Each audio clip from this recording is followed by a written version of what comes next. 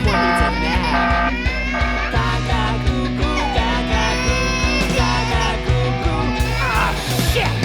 Gonna throw a temper tantrum. It's the he said, who said anthem.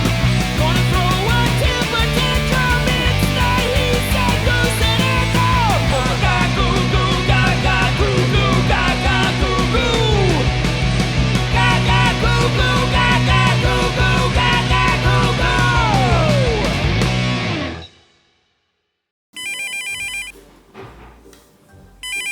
Well, pick it up. Pick it up. We can't talk right now, we're shooting. Hey everybody, welcome to another episode of He Said, Who Said.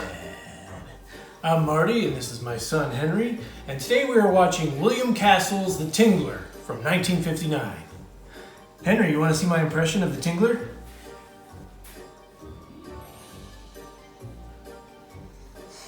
Sorry, are there tinglers in the room?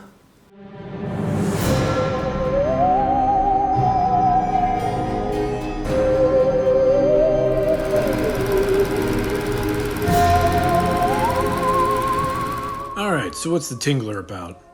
Vincent Price plays a coroner/scientist that's researching the spine-tingling sensation that humans get when they're scared.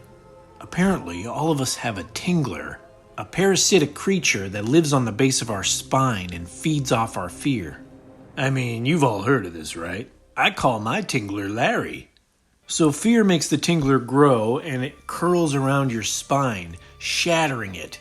Unless you scream loud enough to paralyze it. We're not talking like a whisper yell like, ah, oh my god!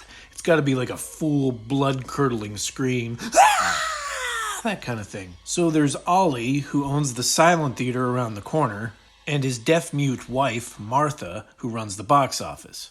And early on, it's established that Martha can't take a simple scare. So there's the scene where someone sneaks into Martha's house and frightens her beyond belief. And when you know it, she has no functioning vocal cords, so she can't scream, and that little tingler grows inside her. After Martha dies, we see Vincent Price extracting the tingler from her spine, which is all shown in shadow, which is really cool. There's a subplot about Vincent Price's dysfunctional marriage with his unfaithful wife, Isabel. She's like out in the open about cheating on him and constantly threatening each other. You can really feel the love between them. Stay awake a little longer. Who knows, the next time you sleep it may be forever. You always know when Isabel is around because there's a sexy saxophone always following her. And then there's his lab assistant who is dating his sister-in-law. It took me a lifetime to figure out these relationships. I didn't know who was who and how they related to each other. And it doesn't even matter. Once the movie introduces the idea that Vincent Price might drop acid, I couldn't give a shit about the other characters. I just wanted to see this iconic actor trip balls. So here's some of the things I liked about the movie. The opening is great. You know, William Castle goes into his whole Alfred Hitchcock mode where he's warning the audience, you gotta scream for your lives. It's the only thing that'll save you.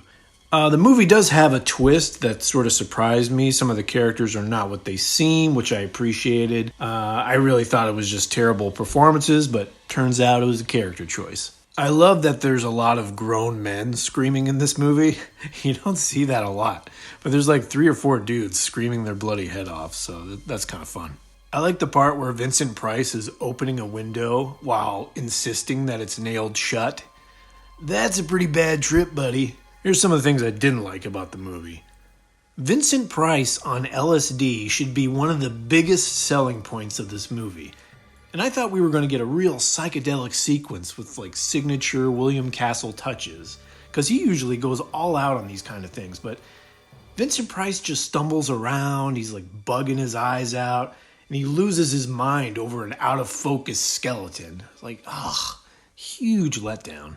Another one of the low points is that we're forced to watch Vincent Price take 3 x-rays in real time. It's like, all right, we get it. Just jump ahead, please, somebody. And then there's the famous sequence where the Tingler is crawling around under the seats of a movie theater. The lights go out and all that stuff. But this scene just drags on. Like, this should be a really suspenseful buildup. But they keep intercutting from the Tingler creature to like this silent movie that the audience is watching. Like they keep showing large chunks of this movie that's even less interesting than this B movie. I guess I imagined this sequence would be like a packed movie house and they'd be watching a monster movie, and then, someone would spot the Tingler and chaos would ensue and they'd be like trampling each other to get out of the theater. But it's nothing like that. It's so subdued. It's just a nothing sequence. Like the Tingler gets into the projection booth and it almost murders the projectionist. And it's like they just plucked the Tingler off the floor like boop. And the projectionist goes back to work like nothing happened. Just got strangled by a dead woman's Tingler. Must be Wednesday. Here's some of the things that Henry liked. Henry loved the rubber Tingler puppet that was pulled along on a string. It reminded him of a lot of his toys. Henry loved the unfaithful Isabel's hairdo. He kept reaching for the screen. He really wanted to touch it. And Henry loved Vincent Price's funny faces. I loved him too. Okay, so unfortunately, the movie did not meet my 3 requirements that I look for in a film. 1, is there a fire suit stuntman? No. 2, is there a kitty cat jump scare? No, but there is a lab kitty cat, and unfortunately he never escapes and does not battle the Tingler. And 3, does somebody say the title? Oh boy howdy, do they ever. Vincent Price says it within the first 3 minutes of the movie, and then he drops it every 5 minutes after. Tingle? It can do a great deal more than that. It's odd. I've been experimenting with this force for years. Never had a name for it until now. Now I think I'll call it the Tingler. You do oil. This is a pretty good B movie that doesn't live up to its full potential, but the idea is so insane, I think it's worth a watch. And now it's time to show you our reactions to the movie.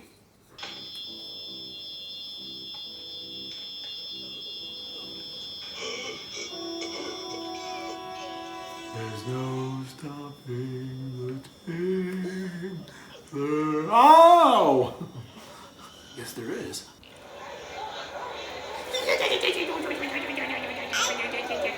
Ladies and gentlemen, please do not panic, but scream! Scream for your lives! You gotta scream, baby. Tingler is losing We gotta his scream ear. for our lives. Don't scream, it may kill you. Scream! Scream! Scream for your